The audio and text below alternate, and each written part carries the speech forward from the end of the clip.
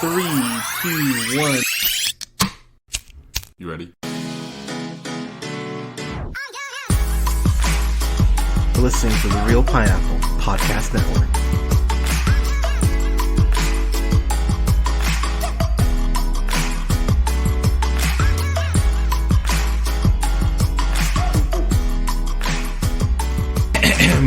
Good evening, ladies, gentlemen, days, and gays. This is the Real Pineapple. This is your humble host, Hunter, here. I'm going to get this over with because I don't have a whole lot to say about this. I watched the remake of White Man Can't Jump, which is directed by Cal Maddock, who also directed the latest House Party remake, which I was not a fan of. Might end up on my worst of when it's all said and done. Yeah, this isn't good. Let's just get out of the way. This is not good. This stars Sinqua Walls, who plays Kamal. You probably know him from Shark Night, the 2011 version. He was also Vernon Boyd on Teen Wolf. He was actually pretty good on there. What else would you know him from? Probably those things. Oh yeah, and he was Sir Lancelot on Once Upon a Time. I actually forgot about that. That was a pretty decent show for a couple seasons. And then, of course, the guy who plays Jeremy is Jack Harlow. And let me just kind of jump in with Jack Harlow. Jack Harlow was one of those names that people would bring up, and I'd go, who the fuck is Jack Harlow? And I went through and I listened to a couple of his songs. I don't get it. I honestly don't understand why he's a big thing in music. And I looked. Apparently he is a big thing in music. Yep, don't get why. But yeah, he plays Jeremy. And it's the same thing as the 91 version of White Man Can't Jump. Two guys hustling, trying to go ahead and win this, to get money to go ahead and win this big basketball tournament. And this just falls into that same realm of lazy ass remakes that don't need to exist. This just felt like a waste of my fucking time the whole time I was watching it. And look, I don't have some crazy memories of the original or like nostalgia to the original. I can probably say I've seen the original White Man Can't Jump twice maybe, and I haven't watched it since I was 18.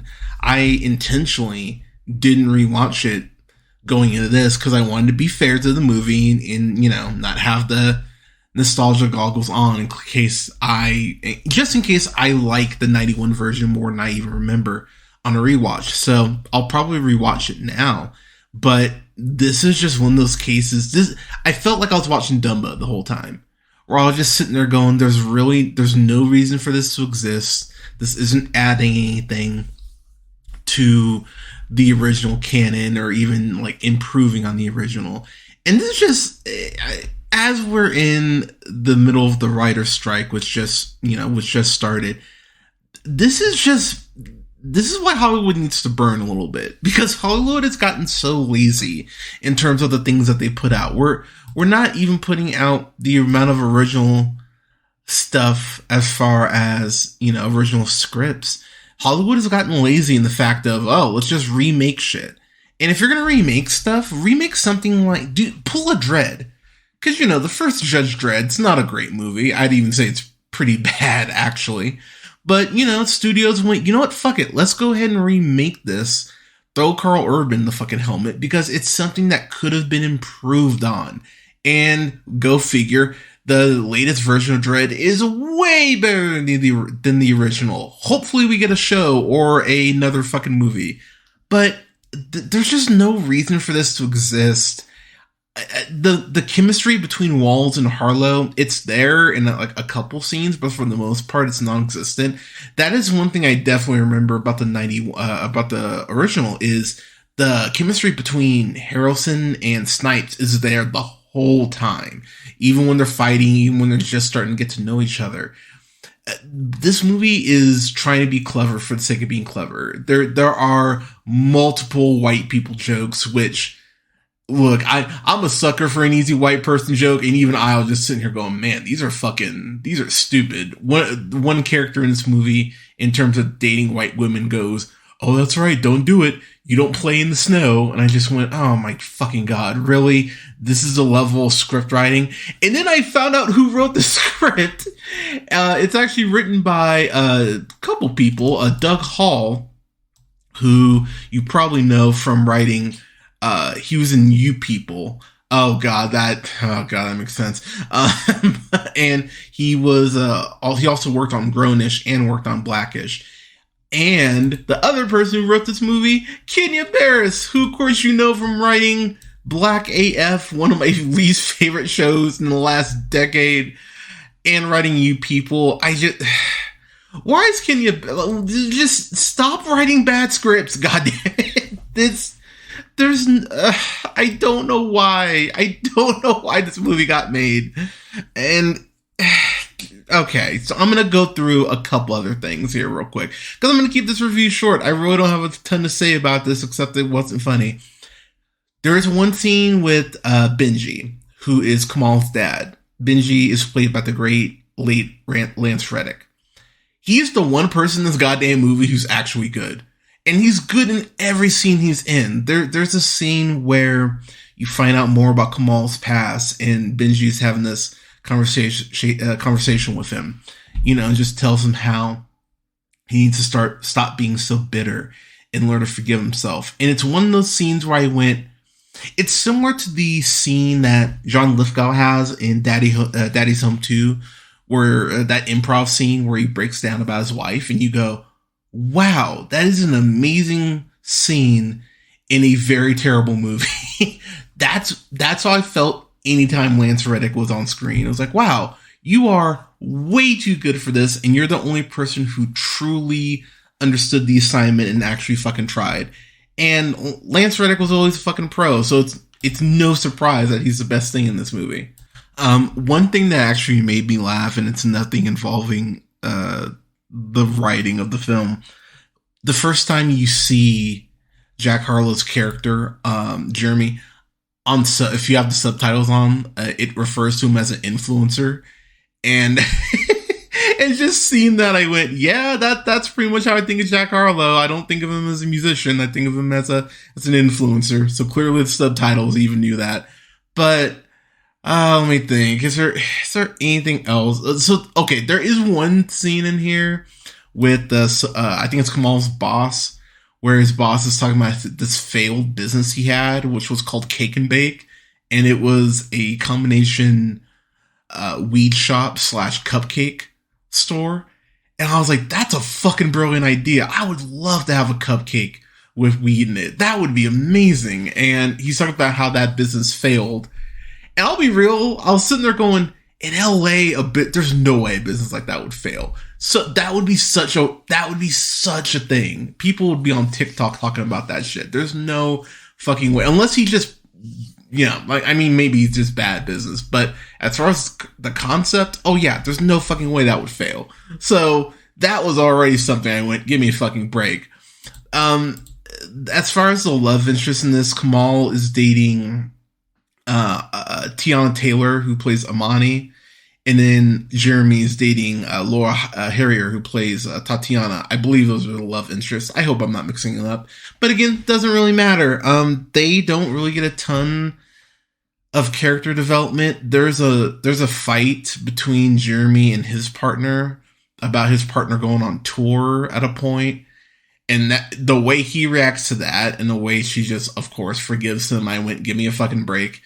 And Kamal, he raises his voice to his partner a few times where I just went, man, that's going pretty unchecked. All right, cool. Look, at the end of the day, this felt like a waste of my time. That's all I kept thinking as I was sitting here going, man, I just don't feel like anyone gives a shit about this movie in this movie outside of Lance Reddick. You're supposed to be cheering Kamal and Jeremy on, and there was no point I was doing that. When you find out about Kamal's fall from grace, I went, dude, this is a dumb fucking thing that you did. And yeah, I know you can't forgive yourself for it or get over it, but you shouldn't have done it in the first place. And how you see how he keeps repeating these mistakes, I went, dude, you gotta get your shit together, man. You got a kid too. It's like, you need to, yeah,